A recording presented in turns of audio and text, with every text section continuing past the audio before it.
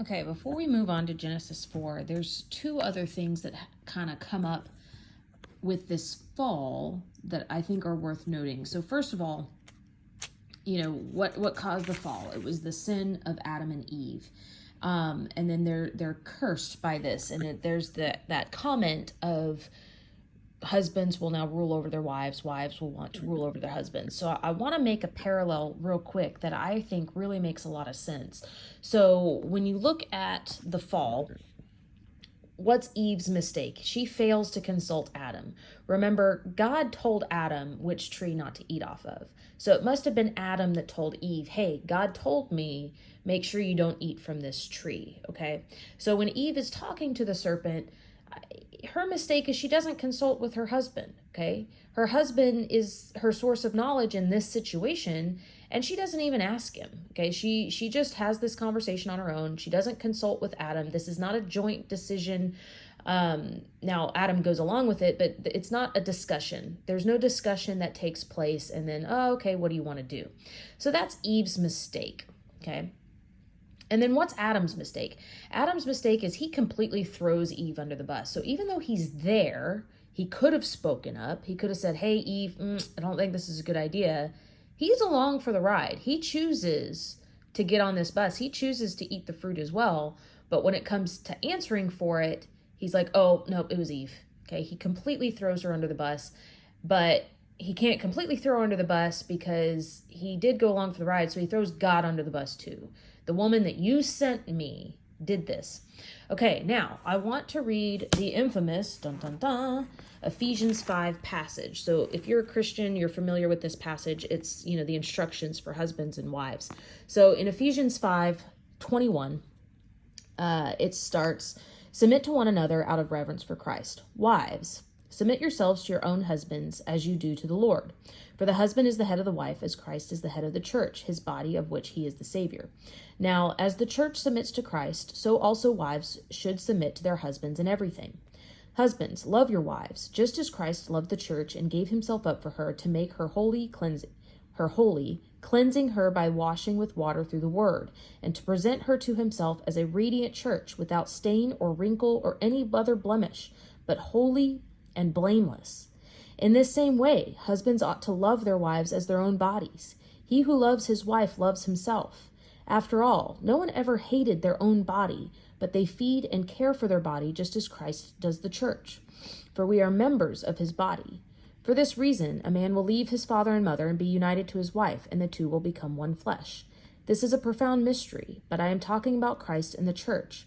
However, each one of you also must love his wife as he loves himself, and the wife must respect her husband. Okay, so here you have the mistake. Adam fails to consult with Adam, so we have a calling now. Our calling is to do the exact opposite. Our calling is to submit to our husbands, okay? We have to consult with them. We have to conclude them. This has to be a discussion, and ultimately, we need to leave the decision in their hands. Now, if you are like squirming right now and you're like, just hang on a minute, okay? That it isn't so terrible, okay? Just hang on. Adam's mistake. He throws Eve under the bus. So what is his calling? Love your wife and give yourself up for her. He can only do this if he makes the final decision, okay? So let's say there's a decision to be made in the household, okay? And, okay, let's say this decision is how to invest some money. Okay, we'll go with this example. So husband and wife, they discuss it back and forth, and husband eventually decides we're going to invest the money this way. Okay, the investments turn out to be a good thing. The money grows. Everyone's happy. Woohoo, this is awesome. But what if the investment goes south? What if they invest their entire life savings in something and then lose everything? A husband can only present his wife as blameless and holy and without any blemish if he also takes the responsibility and says, you know what? It was my decision. I'm the one that invested the money. It's my fault. So when you put the decision in the husband's hands, he now has full responsibility if things go south. And that's a very loving sacrifice to say, no, it's not my wife's fault. Okay, we discussed it, but ultimately it was me. Ultimately, I decided that we were going to do this. Okay. That's a very loving act. That is giving yourself up for your wife, which is what men are called to do. It's giving up that responsibility. It's not throwing your wife under the bus. Instead, it's saying, no, the responsibility lies on me, which means I have to bear the consequences. Okay, and you see this in reality TV all the time. What do women want? They want a man to stand up for her. What do women absolutely hate? They hate it when men throw them under the bus or make them look like idiots. Okay, and that's because that's not how we were designed. We were designed to where men do stand up for us. That is their calling, to stand up for us and to present us as blameless. Okay, but they can only present us as blameless if we leave the decision in their hands. Okay, now this doesn't mean, again, there are some exceptions here. We don't follow our husband into sin, period.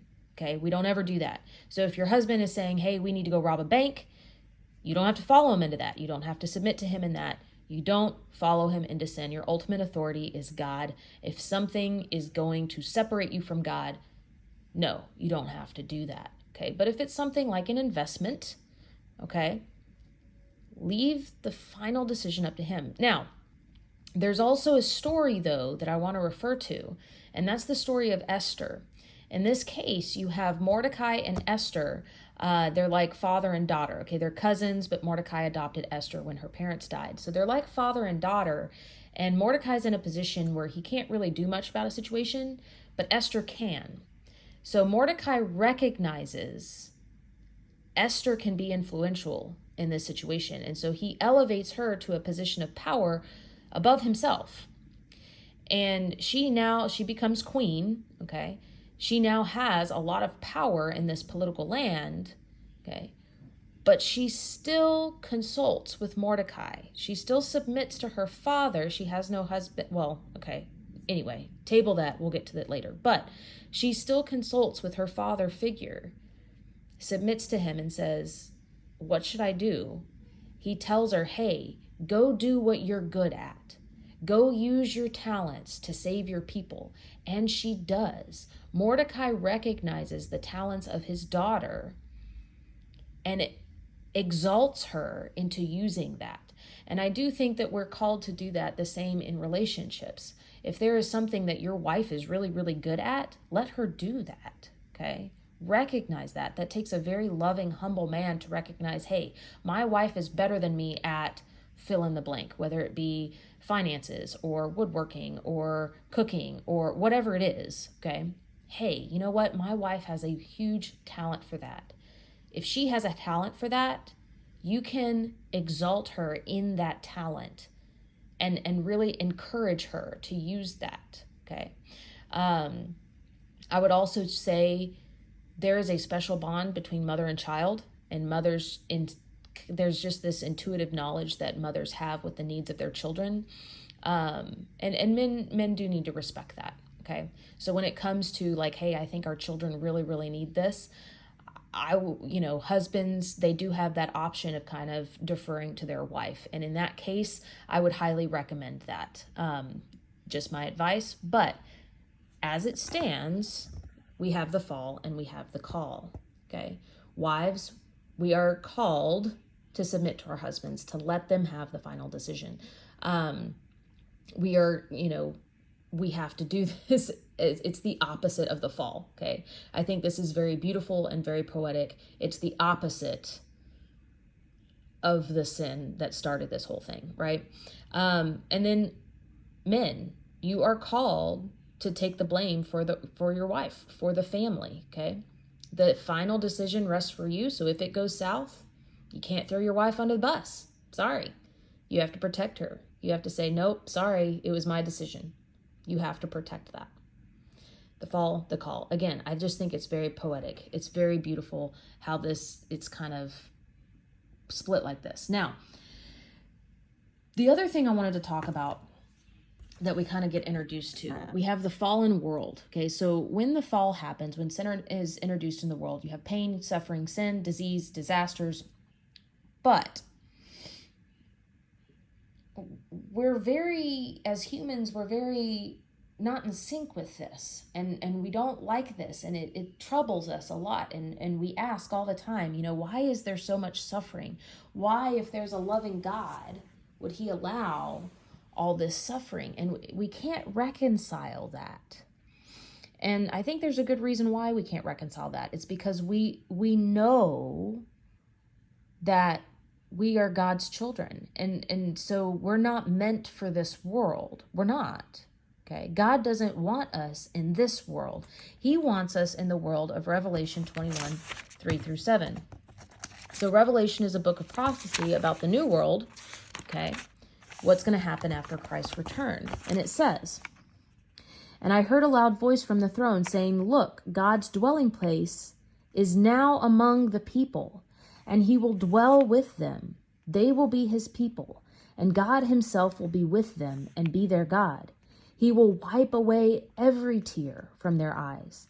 There will be no more death or mourning or crying or pain, for the old order of things has passed away.' He who was seated on the throne said, 'I am making everything new.' Then he said, 'Write this down, for these words are trustworthy and true.'" This is the world that we crave. Why? Because this is the world that we're meant for, and this is the world that God is calling us to. But we don't live in this world.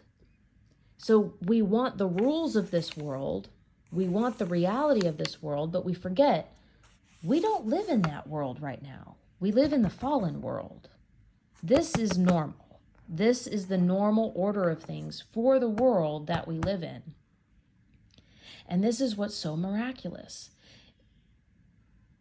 Sin separates us from God. God has made a pathway back to him because he wants everyone to join us in this new world. Every single one of us. And he's going to do absolutely everything he can to get you to join him. But we do have free will. We do have a choice, and we do have to choose him in order to get to this new world. And we'll talk more about free will when we get to Genesis chapter 4.